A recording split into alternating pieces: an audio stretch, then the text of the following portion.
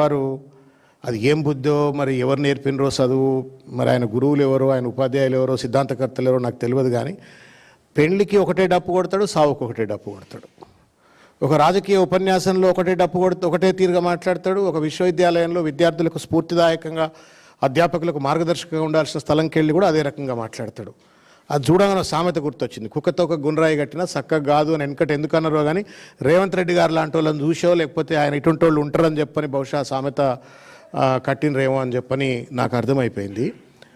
ఒక దురదృష్టకరమైనటువంటి ఒక రీతిలో కేవలం కేసీఆర్ గారినో కేటీఆర్ గారినో ప్రత్యక్షంగా పరోక్షంగా విమర్శ చేయటం కోసం, వాళ్ళని అవమానించడం కోసం, వాళ్ళ పట్ల ఏహ్యభావాన్ని రేకెత్తించాలా విద్యార్థుల్లో అన్నటువంటి ఒక ఆలోచనతో పాటుగా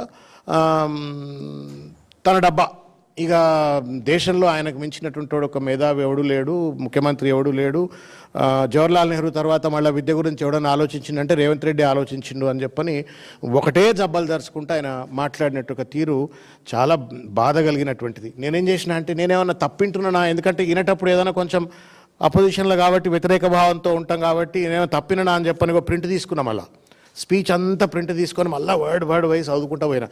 నిజంగానే ఈయన కంటెంట్ అనాలిసిస్ అని చేస్తాం కదా, క్వాంటిటేటివ్ అనాలిసిస్ చేసినట్టుగానే కంటెంట్ అనాలిసిస్ చేసినట్టుగా చదువుకుంటూ పోతే చాలా డిసప్పాయింటింగ్ అనిపించింది. ఇది ఒక పెద్ద కన్ఫ్యూజ్డ్ స్పీచ్, తర్వాత కాంట్రడిక్టరీ స్పీచ్, తర్వాత ఒక కంటామినేటెడ్.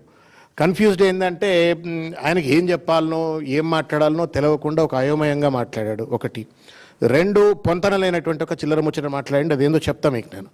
మూడవది కలుషితమైనటువంటిది, ఒక విషపూరితమైనటువంటిది. ఎప్పటికప్పుడు మోహా దొరికితే విషం చల్లాలా, కేసీఆర్ గారి మీద చల్లాలా, కేటీఆర్ గారి మీద చల్లాలా అనేటువంటి ఒక రీతిలో మాట్లాడినారు. కాబట్టి ఇది ఒక confused, contradictory and then contaminated స్పీచ్గా నేను భావిస్తూ ఉన్నాను. ఇకపోతే 2-3 విషయాలు నేను మీ దృష్టికి తీసుకొచ్చేటువంటి ఒక ప్రయత్నం చేస్తాను. ఆయన మాట్లాడుతూ ఒక మాట అన్నాడు, మీరు బహుశా వీడియో మీరు వినుంటారని నేను అనుకుంటున్నా. ఆయన నల్లమల అడవుల్లో క్రూర మృగాలతో తిరిగిన అన్నడా అన్న భయపడకురే, ఆయన ఏం చూడరు వీడియోలో, వాళ్ళు చూడరు. నల్ల అన్నాడు కదా, క్రూర మృగాలను చూసినా నల్లమల అడవుల్లో పెరిగినా అని చెప్పనంటే నిజంగానే నల్లమల అడవులు ఇది ఒక్కసారి మాట్లాడలేదు. చాలా సందర్భాలలో ముఖ్యమంత్రి గారు నేను నల్లమల అడవుల్లో పెరిగిన, పులులతో చెలగాటాలాడిన, క్రూర మృగాలతో ఆటలాడిన అని చెప్పనంటే నేను ఎప్పుడు అనుకునేది ఏమైనా మొగిలి అని, మనకు చిన్నప్పుడు మొగిలి అని ఒక సీరియల్ వస్తుండే. ఇదేమన్నా మొగిలి లెక్క నల్లమల అడవుల్లో ఎవరిని వదిలేసిపోయిన రాయింది, ఈయన వదిలేస్తే అక్కడేమన్నా తొడేళ్లతోటి ఎలుగుబంట్లతోటి ఏమైనా పెరిగిండా, మరి ఎట్లా ఊకే ఆ మాట ఎందుకు వస్తుంది అని చెప్పని, లేదు టార్జన్ ది ఏప్ మ్యాన్ అని చెప్పని అట్లేమన్నా టార్జన్ లెక్క ఉండే, టార్జన్ లెక్క కూడా లేడు, అది వేరు ముచ్చట. నేను ఇక రేవంత్ రెడ్డి గారు వినాలని చెప్తున్నా, ఊకే దయచేసి అట్లా మాట్లాడకండి. This is a feudal language. నేను క్రూర మృగాలతో పెరిగినానంటే నేను అంత క్రూరుణ్ణి అని చెప్పుకోవడం కోసం అనమాట. ఒక పాలకుడు సౌమ్యంగా ఉండాలి, ఆర్ద్రతతో ఉండాలి, మానవత్వంతో ఉండాలి, దార్శనికతతో ఉండాలి. అది వదిలిపెట్టి నేను క్రూర మృగాలతో, ఎవరికి భయం అవుతుంది? నువ్వు పులితో ఆడుకో, నక్కతో ఆడుకో, ఎలుగుబంటితో ఆడుకో, ఎవరికి భయం అవుద్దా? సర్కస్లో కూడా చాలామంది పొద్దున్న లేస్తే పుల్లకు భోజనాలు పెడతా ఉన్నారు, వాళ్ళు కూడా చూసినా అంటారు. ఇది ఏది మరి? What is it mean to A citizen? ఒక పరిపాలనకు నీ క్రూర మృగాలతో ఆటలాడుకోవడానికి ఏమైనా సంబంధం ఉందా? ఏమన్నా నువ్వేమైనా అటవీ శాఖ అధికారులను ఉద్దేశించి నువ్వు మాట్లాడుతుంటే అర్థం ఉంది.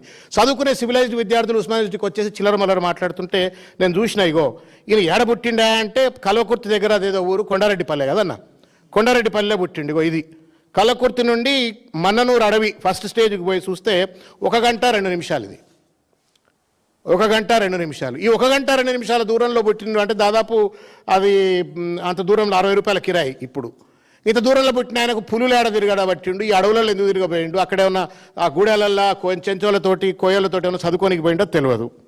ఇకపోతే ఇంకో ఊరు కొడంగల్కు తర్వాత అడవులకు ఎంత దూరం ఉందా అని చూస్తే 3 గంటల 44 నిమిషాలు. కొడంగల్కు అడవులకు 3 గంటల 44 నిమిషాలు. ఇకపోతే కొండారెడ్డిపల్లి, ఇంతకుముందు చెప్పింది కల్వకుర్తి, కొండారెడ్డిపల్లి కూడా గంతేస కదానం 3 గంటల 50 నిమిషాలు. ఇది గూగుల్లో మనమేం తయారు చేసినవి కాదు, గూగుల్లో మీరు కూడా కొడితే మీకు వస్తుంది. వనపర్తి 2 గంటల 25 నిమిషాలు. ఈయన ఎక్కడైతే పుట్టిండో, ఎక్కడైతే రాజకీయంగా జీవితాన్ని కొనసాగిస్తున్నాడో, లేకపోతే ఎక్కడైతే ఆయన ఇంటర్మీడియట్ పెయింటింగ్లు చేసిన కెరియర్ ఎక్కడైతే ఉందో అక్కడికి కంప్లీట్ చేస్తాడు. గిన్ని గంటల దూరంలో ఉండి నేను పొద్దున్న లేస్తే అడవుల్లో తిరిగినా అంటే నువ్వు చదువుకున్నావా, పెయింటింగ్లు చేసినవా, రాజకీయాలు చేసినవా, లేకపోతే మొగిలి లెక్క టార్జన్ లెక్క ఏమైనా అడవుల పొంటి తిరిగినవా? ఈ అడవుల భాష ఎందుకు నువ్వు ప్రజలకు చెప్పే ప్రయత్నం చేస్తున్నా దాని వెనుక ఒక అర్థం ఉంది. తెలివి తక్కువడు కాదు రేవంత్ రెడ్డి, తెలివి ఉండే మాట్లాడతాడు. ఏంటి అంటే, నేను క్రూర మృగాలతో సావాసం చేసిన వాడిని అంటే నేనంత క్రూరుణ్ణి, నేను క్రూరుని కాబట్టి నాతో జర జాగ్రత్తగా ఉండండి అనేటువంటి ఒక వ్యవహారం ప్రతిసారి చెప్తా ఉన్నాడు. ఇది ఫ్యూడల్ లాంగ్వేజు, ఇది ఒక ట్రైబల్ లాంగ్వేజు. ట్రైబల్ అంటే మళ్ళీ నేను tribalistic language, not tribal language, tribalistic language. ఇది ఒక సివిలైజ్డ్ రూలర్గా డెమోక్రాటిక్ సొసైటీలో ఉన్నటువంటి వాడు మాట్లాడే మాట కాదు. అది ఉస్మానియా యూనివర్సిటీ పోయి మాట్లాడుతుంటే ఎవడు భయపడతాడు? ఉస్మానియా యూనివర్సిటీలో తుపాకులకు ఎదురు నిలబడతాడు ఆ పిల్లలు. అది నక్సల్స్ రైటిస్టులు లెఫ్టిస్టులు కొట్లాడుకున్నా ఒకళ్ళకొకళ్ళు అట్లే కొట్లాడిన నిలబడేటోళ్ళు, తెలంగాణ ఉద్యమంలో తుపాకులు నిలబడ్డోళ్ళు. ఈయన పోయి మాట్లాడంగానే భయపడతాడు అనుకుంటాడా? అర్థం లేనటువంటిది ఇది ఆయన మాట్లాడిన చక్కదానం ఆ ఉస్మానియా యూనివర్సిటీ వేదికగా. ఇకపోతే ఆ యూనివర్సిటీ వేదికగా తెలంగాణ ఉద్యమం గురించి మాట్లాడతాడు ఆయన. దయ్యాలు వేదాలు వల్లించినట్టు అనిపించింది. అక్కడనే యాదయ్య ఆత్మహత్య చేసుకున్నప్పుడు, అక్కడనే వేణుగోపాల్ రెడ్డి ఆత్మహత్య చేసుకున్నప్పుడు, అక్కడే వందల వేలాది మంది విద్యార్థులు రోడ్ల మీదకి వచ్చి బాష్ప వాయు గోళాలకు ఎదురుగా నిలబడి కొట్లాడినప్పుడు, అక్కడనే తుపాకీ గొట్టాలకు ఎదురుగా నిలబడినప్పుడు, అక్కడనే ఉన్నటువంటి ఒక విద్యార్థినులు పోలీసు పదగట్టాల కింద రకరకాలైనటువంటి చిత్రహింసలకు గురవుతున్నప్పుడు రేవంత్ రెడ్డి గారు చంద్రబాబు నాయుడు గారు సంఖలో చేరి రైఫిల్ రెడ్డిగా మారి తెలంగాణ ఉద్యమాన్ని గండిగొట్టాలని ప్రయత్నం చేసిన పెద్ద మనిషి అక్కడికి పోయి తగుదనమ్మా అని చెప్పని తెలంగాణ ఉద్యమాన్ని ఉటంకిస్తూ ఉంటే హంతకులు సంతాప సభలు పెట్టినట్టు దయ్యాలు వేదాలు వల్లించినట్టుగా అనిపిస్తూ ఉంది. ఉస్మానియా విద్యార్థులకు ఆ మాత్రం చైతన్యం లేనడు అనుకుంటున్నాడా రేవంత్ రెడ్డి గారు తెలియదు, కానీ ఇది ముమ్మాటికి కూడా వంచనకు గురి చేసినటువంటిదే, విఘాతం మోసం గురి చేసినట్టుగానే నేను భావిస్తూ ఉన్నాను. ఇకపోతే ఏడబడితే ఫామ్ హౌస్లో అని మాట్లాడతాడు. నీ ఇండ్లు ఎట్లా వచ్చినాయివా?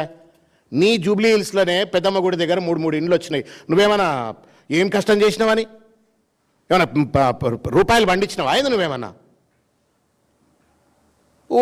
వీళ్ళకి ఫామ్ హౌస్ ఉంది, వాళ్ళకి ఫామ్ హౌస్ ఉందని చెప్పి ఉస్మానియా యూనివర్సిటీలో పోయి మాట్లాడుతూ ఉన్నావు. మరి నీ ఇండ్ల గురించి ఎవడు మాట్లాడాలా? ఇది ఉస్మానియా యూనివర్సిటీలో విద్యార్థులకు కడుపు పెట్టే భాషేనా? నువ్వు మాట్లాడే తెలివంతా వాళ్ళకి తెలియదా? ఇది అక్కడ మాట్లాడినటువంటి ఒక ప్రయత్నం. తర్వాత ఇంకొక విషయం,